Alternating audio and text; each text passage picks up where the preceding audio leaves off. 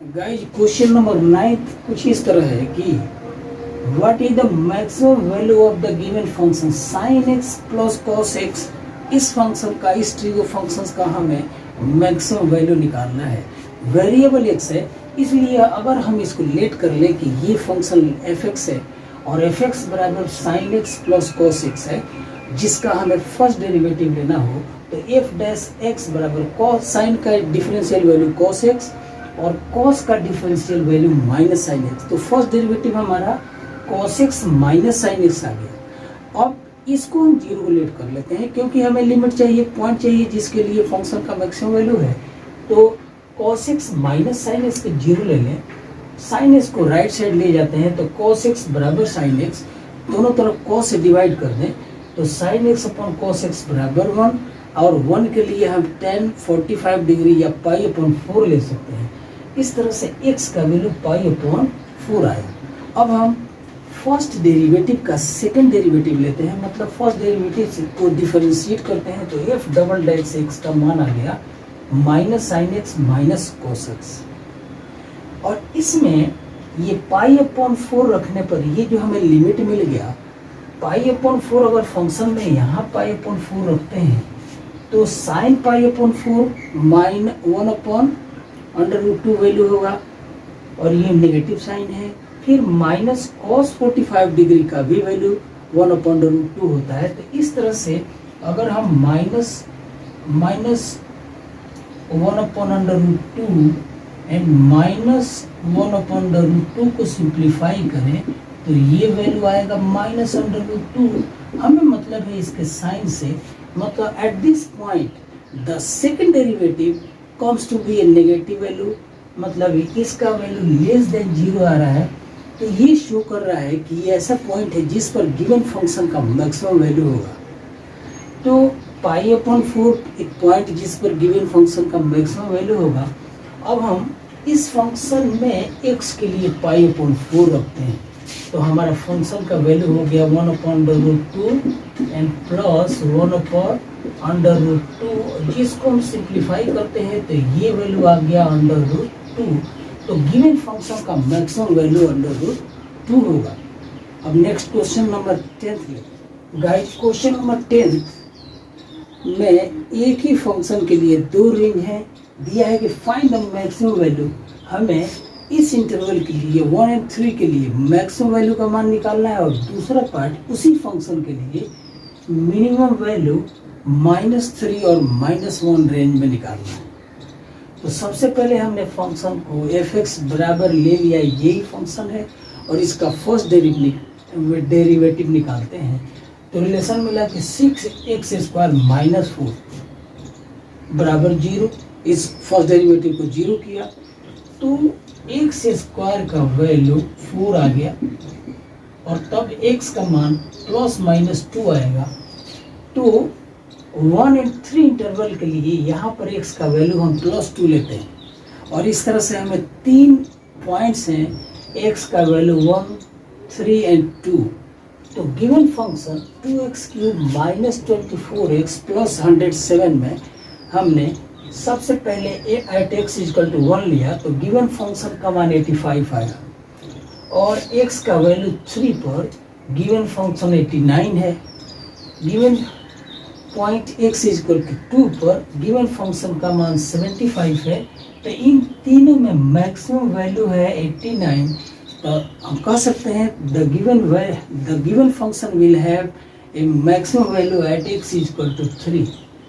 Similarly अब अगर point हम इंटरवल ले लेते हैं, क्लोज इंटरवल -3 एंड -1, जिसके लिए जो पॉइंट हमने निकाला तो x का वैल्यू +2 और -2 आया है। तो इसमें हम x का वैल्यू -2 इंक्लूड करते हैं। -2 इस रेंज के बीच में है, -3 और -1 के, और 3 पॉइंट्स पर x = -2, x = -3 और x = -3 पर हम फंक्शन का वैल्यू निकालते हैं, जहाँ पर हम जिसके लिए हमें मिनिमम वैल्यू चाहिए फंक्शन का। तो इसमें 139, 129, 125 है। तो हम कहेंगे the function will have a minimum value 125 at x = -3 to conclude करते हैं the function same function has a maximum value 89 at x is +3 and will have a minimum value 125 and that comes to be at a point x is equal to -3. Next question इसी तरह से हम लेके आगे बढ़ रहे हैं। Guys question number 11 कुछ इस तरह, it is given that at x is equal to 1 the function x to the power 4 minus 62x square plus ax plus 9 attains its maximum value on the given interval 0 and then we have to get the value of a constant function, a constant. Finally given function को हम fx बराबर x to the power 4 minus 62x square plus x plus 9 ले लेते हैं और इसका first derivative निकालते हैं। फर्स्ट डेरिवेटिव आ गया 4x cube minus 124x square plus a और at x equal to 1 given function का मैक्सिमम वैल्यू है। तो x के लिए हमने 1 रख लिया और फर्स्ट फंक्शन को 0 कर दिया। इस पर 0 करने पर ये x के लिए वैल्यू 1 रखा तो 4 और x के लिए 1 तो 4 इंटू 1 माइनस 124 प्लस ए 0 या a माइनस 120 बराबर 0। इस तरह से a का मान 120 आया। और ठीक है, इसमें कुछ इस तरह से question find the maximum and minimum value of the given function. The function is x plus sign 2x और given interval close interval 0 and 2 पाई। अब हमें गिवन फंक्शन का फर्स्ट डेरिवेटिव निकाल करके उसको 0 करके 1 या 2 पॉइंट्स निकालने हैं जो इनके बीच में लाई करते हैं। फर्स्ट फंक्शन हमारा f(x) is x plus sign 2x है। अगर हम इसको डिफरेंशिएट करते हैं तो ये आ गया 1 प्लस 2 cos 2x, जिसको हम 0 करते हैं तो cos 2x के लिए वैल्यू -1/2 और एक माइनस को रहने देते हैं यहाँ। 1/2 cos 60 डिग्री का वैल्यू होता है, cos 120 का भी वैल्यू होता है। तो हम माइनस cos 60 डिग्री के लिए π/3 लिख लेते हैं और माइनस cos थीटा ये बराबर होता है cos 180 डिग्री माइनस थीटा के। तो माइनस cos π/3 के लिए ले लिया cos π माइनस π/3। तो ये पाई माइनस π/3 ये 2π/3 हो गया। तो cos 2x के लिए हम cos 2π/3 और इसको और भी सिंप्लीफाई करें तो 4π/3 भी आ सकता है, लेकिन हम इतना ही ले रहे हैं, 2 ही ले रहे हैं। तो 2x बराबर 2π/3 या 4π/3। 2 से ये 2 को इधर काटें तो x का वैल्यू π/3 और 2π/3 आ रहा है, जो इस रेंज में लाई करते हैं, मतलब 0 और 2 पाई में। तो हमारे लिए पॉइंट्स अब हो गए 0 भी, 2 पाई भी, π/3 भी, 2π/3 भी,